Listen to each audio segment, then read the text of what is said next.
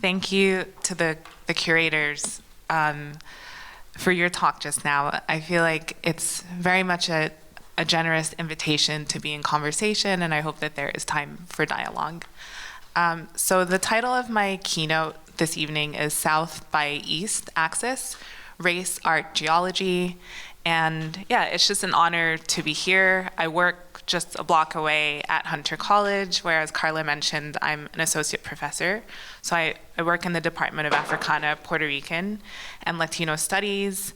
And it's there that I teach on the importance of Caribbean theory and thought, and have been doing this work, for over a decade. So it's wonderful to have company, to have fellow travelers and thinkers around this question of haunting, of empire. And my keynote will focus on the questions of colonialism and diaspora, and the kinds of strategies and formal choices that we see artists of Asian descent using, and the kind of curatorial logics that are offered through this show as an opportunity. So when I wrote my dissertation at Yale on this topic of Afro-Asian intimacies, one of the comments was, it's unclear if Ms. Goffe intends to bury or to resurrect the Chinese ghost. And I felt like the answer was both. So it's wonderful to be in conversation with curators who see this question not as a binary, but one of mourning, which was mentioned, one possibly of melancholia.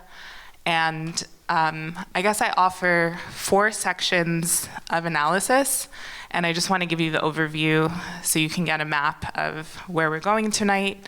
So I begin with this introduction, where we take Columbus to task and his mistake in 1492.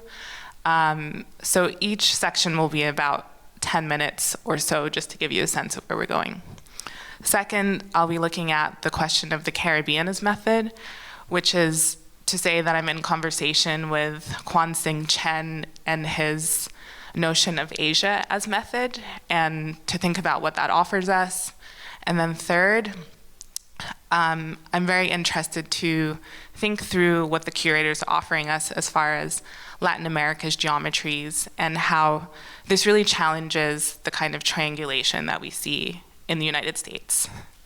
To conclude, we'll look at Zheng He and his detour to the Americas, and this idea that he may have arrived here, the Chinese admiral, in 1421, and how that really disturbs this notion of what it means to be the first, what it means to discover.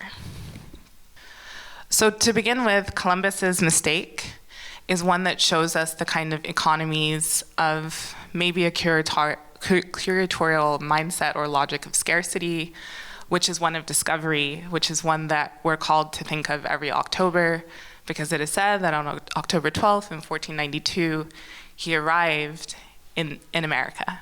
But what we know is that he arrived in Guanahani, which is the present-day Bahamas, and sailing as an Italian explorer for the Spanish crown, we ought to think about what was inaugurated and enacted in terms of the currents of racial capitalism, and the ways in which we are still paying for that mistake that he made by sailing south to the quote-unquote Indies. So a thinker that has deeply influenced my writing is Stuart Hall, who really is a founding father in terms of Black British political thought and cultural studies. And he said in 1990, when you visit Guyana or Trinidad, you see symbolically inscribed in the faces of their peoples the paradoxical truth of Christopher Columbus's mistake. You can find Asia by sailing west if you know where to look. So Stuart Hall is also of Asian ancestry. So when he made this comment as someone from Jamaica, he was pointing to all of the various colonial intimacies that are a matter of genealogy for people of African and Asian descent in that country and elsewhere across the hemisphere. So this is, I guess, a question that comes up for me in the book that I'm writing that's coming out next year called Black Capital, Chinese Debt. And it's one that, I guess, answers the question that is often asked of me, as far as what does it mean to be Jamaican Chinese? People would often say, which part of you is Jamaican Chinese? And it's an answer that can be best answered through the writing of this book and through the painful and mutilated history of debt economies, of British imperialisms that brought a social economic experience together in order to sustain the sugar economy after the abolition of racial slavery.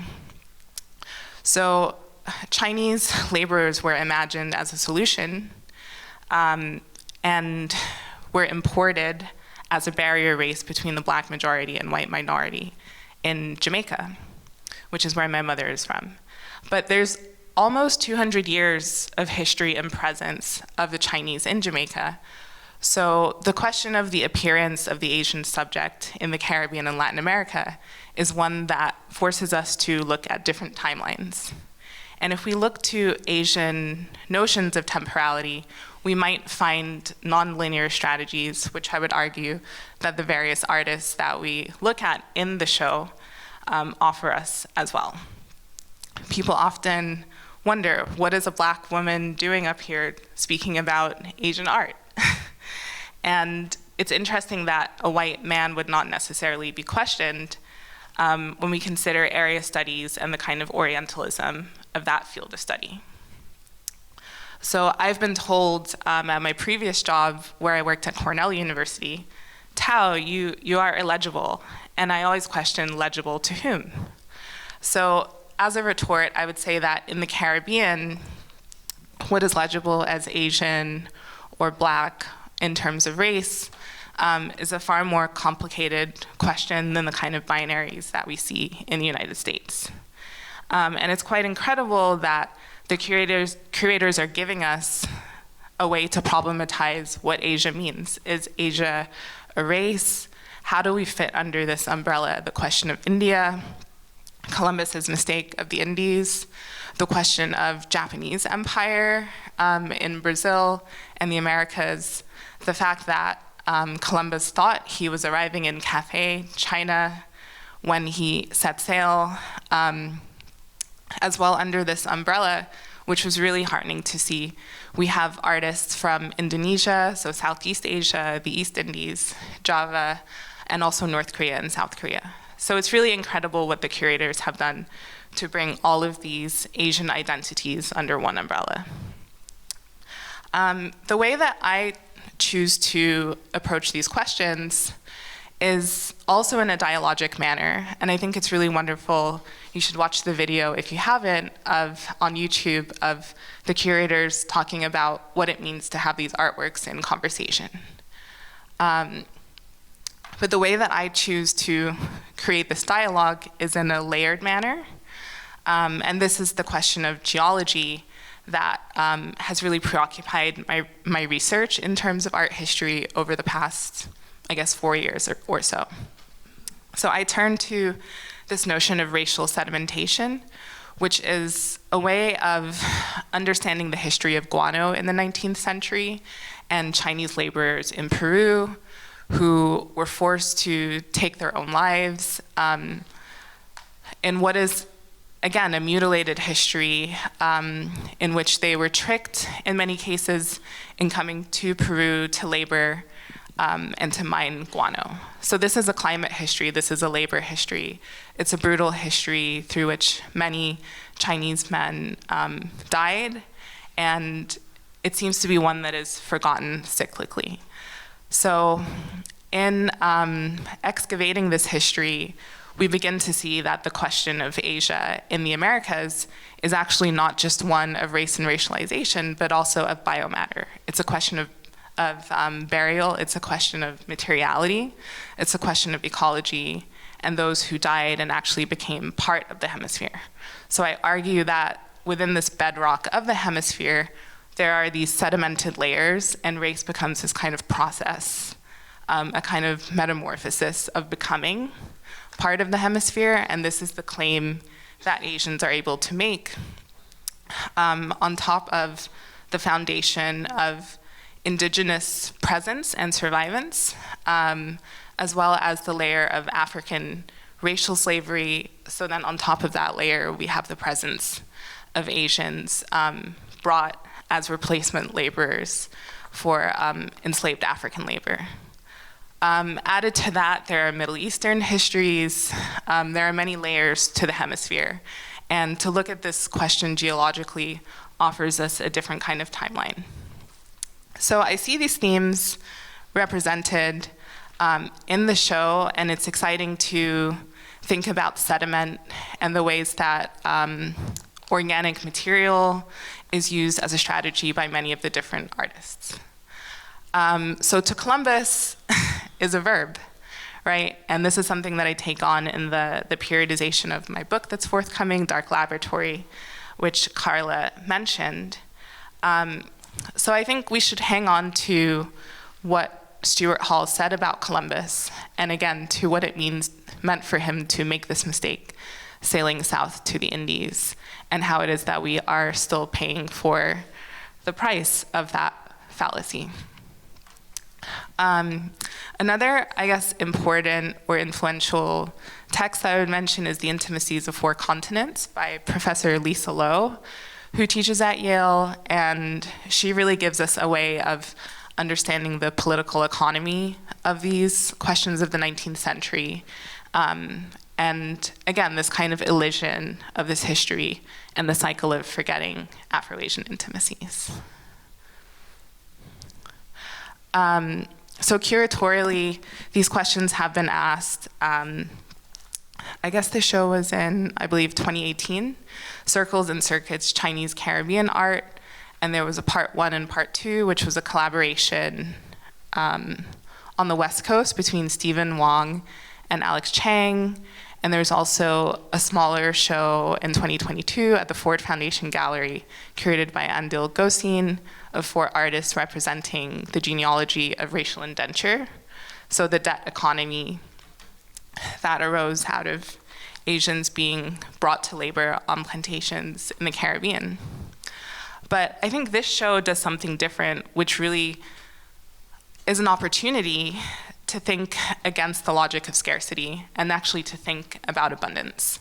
So the questions that I feel this show poses, and hopefully we can discuss this, are: what does it mean for us to be situated here on Park Avenue?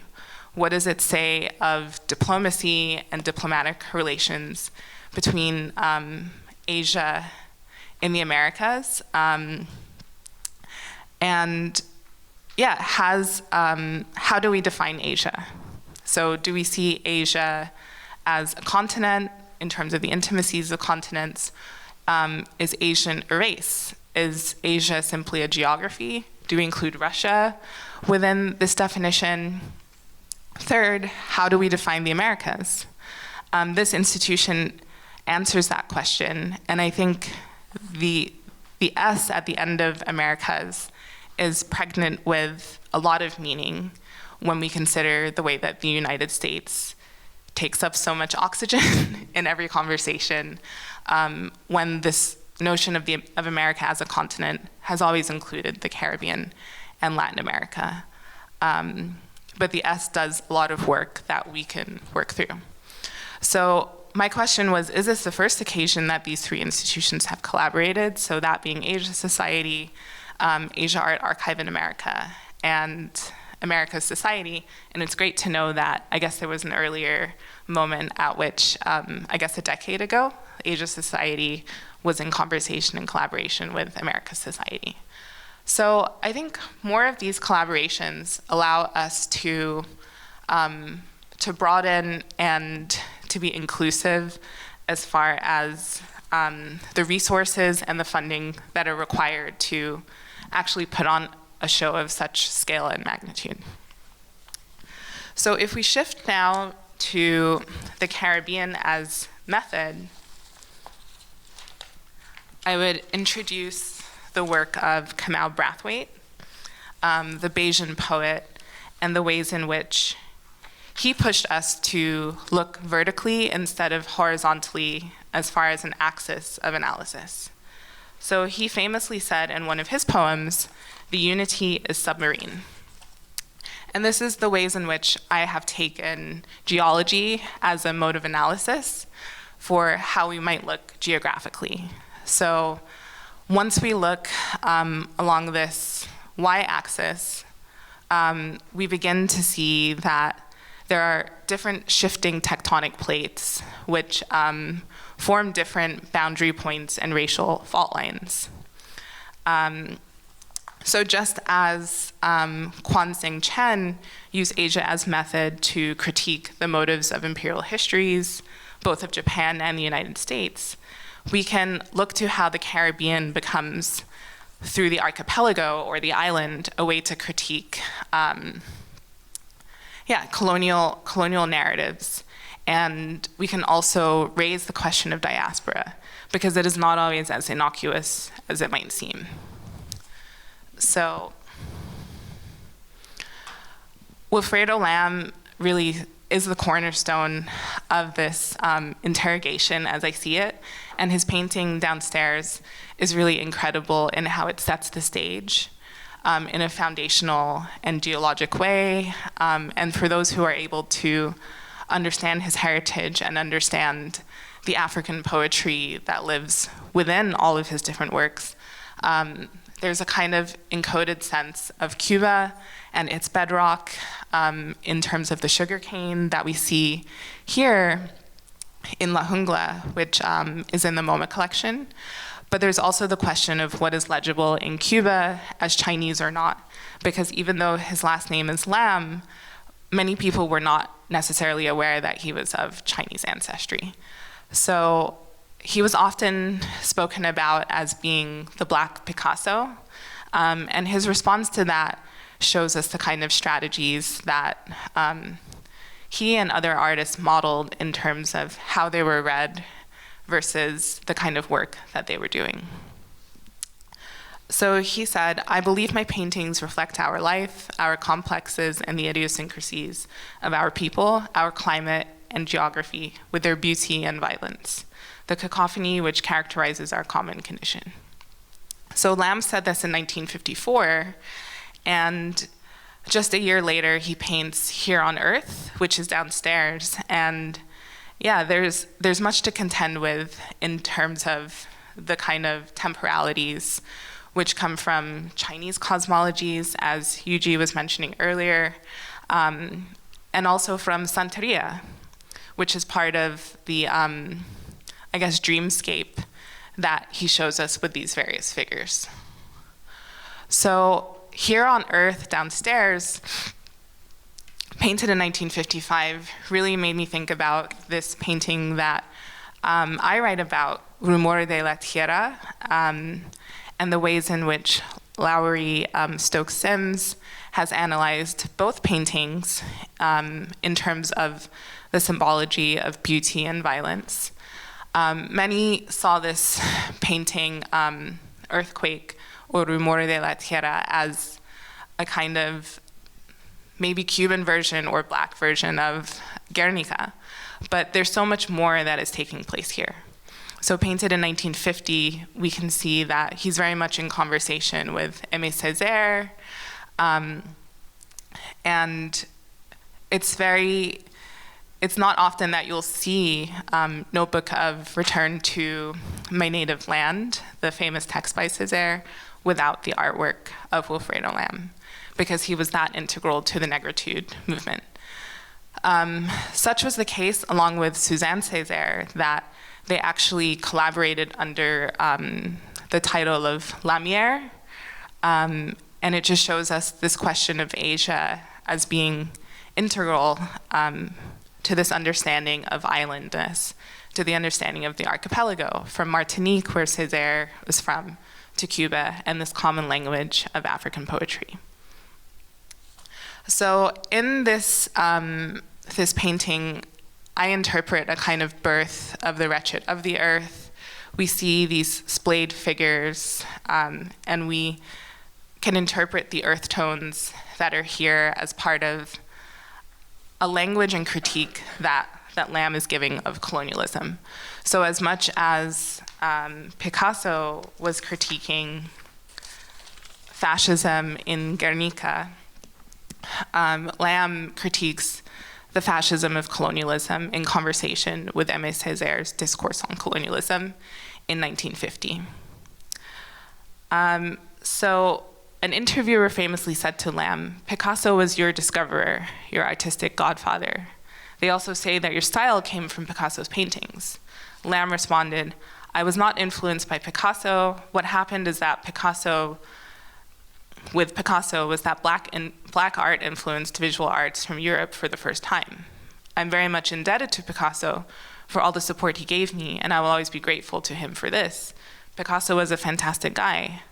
Once, although he had evidently not even had a glass of wine to drink, he started screaming in the middle of a reception that he was the real inventor of photography." So, to Columbus is a verb. And though they were friends, Picasso shows, perhaps as a Spaniard, the way in which he could even convince himself that he would be the one to teach Picasso about his, or to teach Lamb about his African ancestry.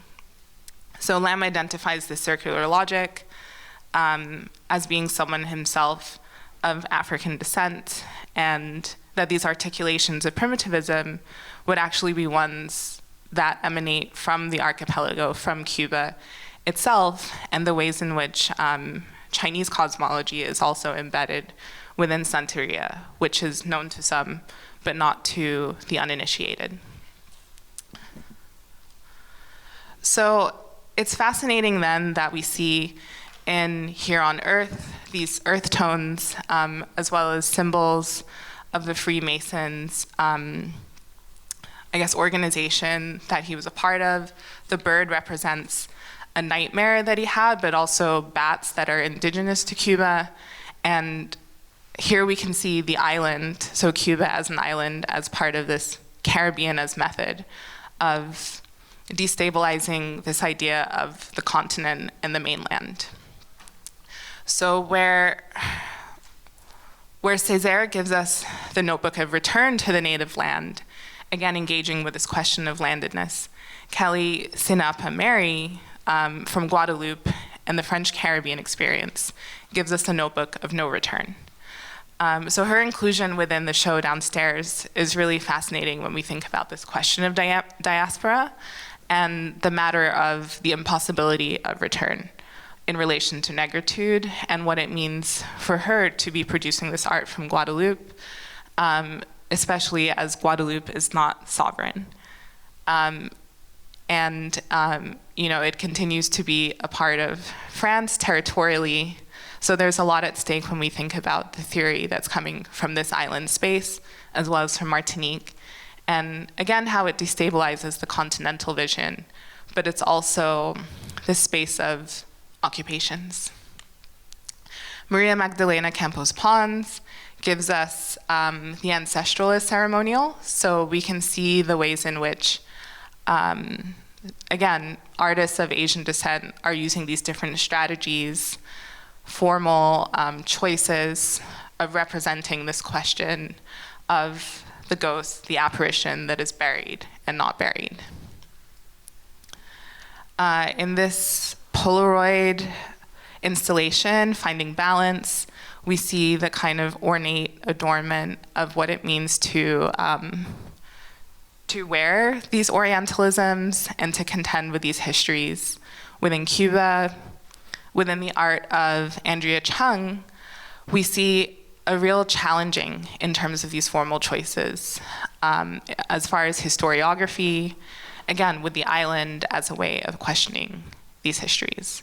So Chung went to Mauritius, another island space, which also disrupts this question of the great experiment that European nations were hoping to save the sugar industry with in the 19th century. And there's a kind of disappearance that takes place here that I feel is in conversation with the appearance that the curators of this show give us. So these boats that are made of sugar eventually disappear, and it speaks to the materiality of the plantation. And I've written about this as a kind of sugar work and a critique that we see, again, as a strategy from various artists. In this work, The House of the Historians, we also see a challenging and interrogation of who writes histories, imperial histories, with this nest made by weaver birds that Chung is showing us, made of sugarcane, and the ways in which there's a conversation here as to who writes history, and a kind of communal sense of building a house for that history.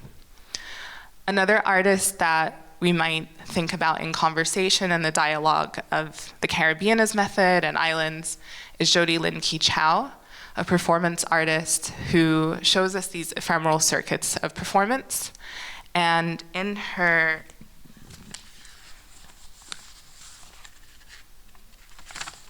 her 2014 performance, Wo Shi Yi Jie Zi Sun, which translates to I am a descendant, in Guangzhou in 2014, we get a sense of this kind of dialogue that's taking place between port cities. Richard Fung, who is from Trinidad and Tobago, also enters these conversations by querying the question of inheritance and, again, this impossibility of return. So, yeah, I highly recommend, if you would like to learn more about these kinds of circuits, to watch My Mother's Place and Nang by Nang, in which, for decades as an LGBT rights activist and filmmaker, he's been challenging, I guess, these notions of authenticity through the lens of diaspora. So what I feel is really exciting about this show is that Latin America enters the conversation, making it really the first to bring together the geography of Latin America and the Caribbean, which should make us question, I guess, how it is that these two areas are positioned together. Is it out of the kinds of departmentalizations of area studies? I've often, I guess, thought about the funding of area studies and the kind of holdover of the Cold War that kind of positions us together, where funding for Cuban studies and, for instance, studies on Mexico gets the most amount of funding and space, but there is a lot to contend with in terms of whether Latin America and the Caribbean have much of anything to say to one another. But in this show, there really is a dialogue that is set into place. In departments where I have worked, it's been the kind of division between, I guess, a white Latin American history and an Hispanophone history, and then a black Anglophone history to do with the Caribbean. So the ways in which this show answers those questions is important to the sense of geometry that is offered that really is beyond triangulation. So Claire Jean Kim, a Korean-American political scientist, gave us this notion of racial triangulation in order to describe the contestation of the LA riots and uprisings. But I think what is very powerful about this show is that it shows us that there is a geometry of relation beyond triangulation that exists in Latin America, and there are many geometries that we ought to be taking into account. So art historian Joan Key, who is the new director of the Institute of Fine Arts, just blocks away from here at NYU, has a wonderful book called The Geometries of Afro-Asia, Art Beyond Solidarity. And I think the ways in which she shows us this relationality, following in the sense of Edward Glissant, is very exciting because it goes beyond the binary, it goes beyond the triangle. And if we look to the geometry of Lydia Okamura's The Appearance, as the curators just told us, there is a kind of dimensionality that's being played with in terms of the optics of what we're seeing here from this 1975 silk screen. So yes, it's very exciting to think about what nodes might be missing from the triangulation between black and white with Asian as a wedge. Claire Jean Kim herself, actually has renounced her, I guess, theory of triangulation to say that it's actually more complex than that in her latest writings. And I feel that what's missing is the note of indigeneity. So Cecile Chung, whose work is represented downstairs of her blooming wawas, shows this strategy of formal choices again through compost and the ecologies that we see downstairs. So included in this sculpture is tree bark, clay, all of these organic materials, and caustic, so wax, come together to create the guagua, which is a Quechua word for the swaddled baby. And Cecile told me a beautiful story about growing up in Quito and seeing these swaddled babies. And it really just made me think about the indigenous future and this question of indigeneity, which often gets completely erased from the US context of analysis.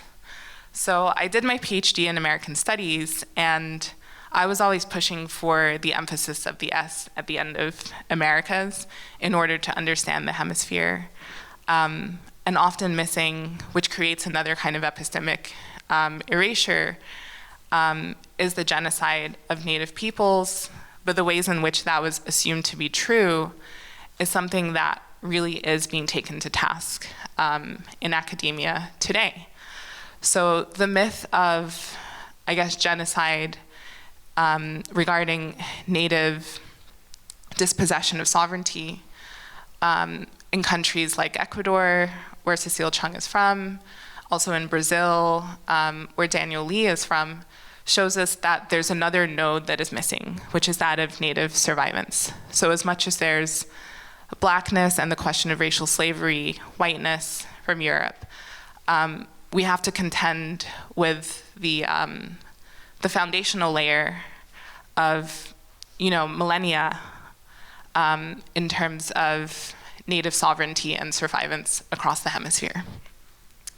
So Daniel Leigh offers us these ritual technologies in many of their works of art, and the one represented downstairs is really wonderful in that it plays with the digital, as Yuji Raphael had said. But it also makes me think of El Paquete in Cuba, and just the kinds of rituals, again, the kinds of cosmologies, the ceremonial as strategy. So I think it's really wonderful because Indonesia so often gets left out of these conversations. So South Asia, Southeast Asia become part of this necessary conversation. And Daniel Leigh, being Indonesian, and Pernambucano, born in Sao Paulo, is so important to their artistic practice, being based in Berlin. So in some of the larger scale works of theirs, which have featured fountains and mushrooms, there's a kind of ceremonial and geologic sense of soil and rootedness, and again, this kind of sediment and layer of what it means to be in and of the hemisphere. So I conclude with Zheng He and his detour. In 1421, it is speculated that he may have arrived here, so to the Western Hemisphere, and as is suggested by the curators in the curatorial text, though we see the labor movement and migration in the 19th century of Asians in Latin America through the currents of racial indenture, plantation labor en masse, there has always been Asian presence in the hemisphere. So what does it mean to think about 1421 and this Chinese admiral who was not even exactly Chinese? What does it mean to be Chinese? What does it mean to be legible as Chinese? He was Muslim and was known as Ma He before he became Zheng He, and he was a eunuch. So there's much to contend with as far as what empire meant to the Chinese in the early 15th century and what it meant for him to be this storied admiral, what it meant for him to have traveled to East Africa, to have traveled with this fleet, to think about Chinese technologies, naval technologies, and the question of the timeline of how this is represented is so, I guess, what's the word? In opposition to the model and the mindset that we see regarding Christopher Columbus and this notion that he was the first. So it seems not to be important to China to say that Zheng He was the first, and it represents a different sense of empire or encounter that we ought to think of as a kind of curatorial logic. Because considering these histories, there ought to be a kind of abundance and interrogation. So another book that I would recommend is Mandarin Brazil, Race, Representation, and Memory by Ana Paulina Leigh, who's associate professor at Columbia University. And she takes up the circuits of the ways in which Chinese were excluded and Japanese were welcomed in Brazil. Again, as part of what Chie mentioned, this national project of mestizaje, of nation building, and of erasure. So as much as diaspora is a question of the past, it's a question of the future as well, and this kind of cycle of forgetting. Another book that really speaks to this question in the Mexican context is Chino by Jason Chang, who teaches at University of Connecticut. So we can see in this anti-Asian hate and violence that there's a long history to contend with in terms of the nuance of what Asian presence has meant across the hemisphere. And so often in these geometries, it's posited against indigeneity and against blackness. And we should ask in the service of who or of what. But what I would say is that following Zheng He and this question of colonization as one not of being one to come to the hemisphere, not one of settler colonialism, right? Or extractive colonialism, to take the natural resources of the continent to bring back to China, nor to settle and bring Chinese people to the continent. There are different modes of encounter and different modes of collecting. So it's really wonderful to think about collectives like Asianish. That was part of the programming for this exhibition, and to think about how presence is not a question of being told that you exist, but that these collectives have long existed, and that this exhibition is an opportunity to disrupt conventional curatorial logics that are ones of scarcity. And out of abundance, we're able to challenge conventional and colonial historiographies to really push back and say that we did not need discovering in the first place, but rather that we should ask why it is that these histories, these centuries-long histories have been written out of existence from art history for so long. So by this south by east orientation, we were able to decenter the West in critical ways. And I hope that this is just the beginning of that movement that takes to task, not just like the global North and the global South, or the West and the East as far as Orientalisms, but one through which we can really bring into conversation other hemispheres of relation. So yeah, it's really just an honor to be able to sit with the dialogue of conversation that Chie Jojima and Yuji Raphael have brought us together to discuss. Thank you.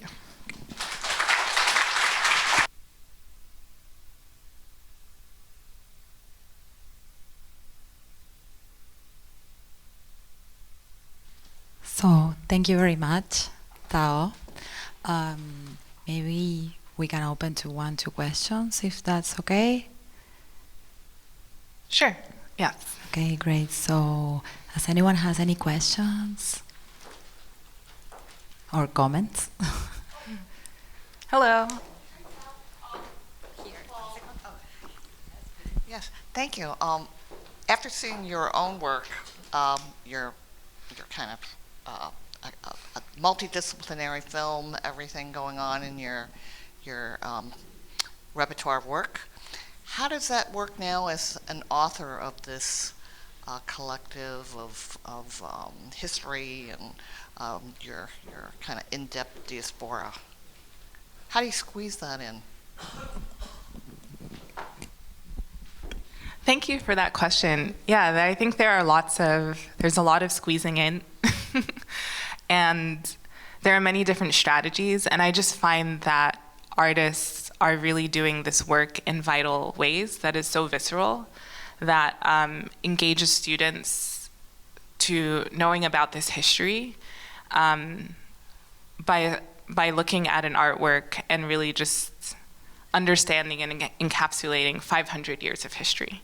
So I just feel drawn to the strategies that artists deploy to really emotionally tell that story, whether it's about sugarcane plantations or, this process of forgetting.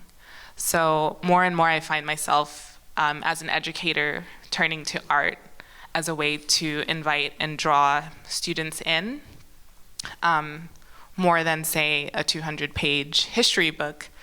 The artwork becomes a way in to introduce and then to write that history. So I see my work as an artist and an author as in conversation, and an invitation to grapple with the so-called evidence. But I think the story basically decides what the medium is, and the question of the audience and who needs to hear that about that history. Thank you. Does anyone has any other questions? Okay, maybe we can keep over a glass of something out there. So again, thank you very much, Tao. Thank you very much, Chie, Yuji. Thank you very much, Mariola, Howie, Colleen. Thank you, Asia Society.